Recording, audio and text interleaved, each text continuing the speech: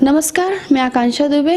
आकांक्षा जी बताइए, आप किस तरह से फिल्मों इंडस्ट्री में आना हुआ, कहाँ से हैं, कहाँ पली बड़ी, पढ़ाई लिखाई कितना किया और फिल्मों में किस तरह आपका रुझान हुआ? मैं तो यूपी से बिलोंग करती हूँ, भदोही से, और मैंने पढ़ाई लिखाई 12th तक की है। और मेरा ये फिल्म लाइन एक ड्रीम है, एक सपना है, जिसके पीछे मेरे मॉम डैड ने मेरा हाथ दिया, कि सपोर्ट किया कि आप ये लाइन करो। तो आज मैं 2.5 साल से ये इंडस्ट्री में हूँ। मैंने मॉडलिंग किए,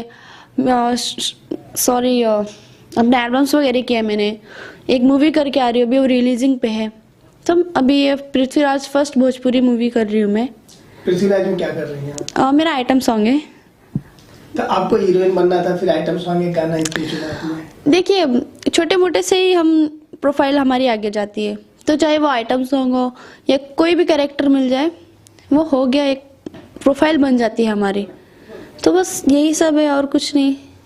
तो फिल्मों में आने के लिए सबसे ज़्यादा सपोर्ट किसको हुआ? किस तरह से आपको इंडस्ट्री के, जैसे कि आपको पता नहीं था तो इंडस्ट्री में कैसे आना हुआ, किस तरह से आपके रास्ते? सबसे पहले तो मेरा एक दोस्त है,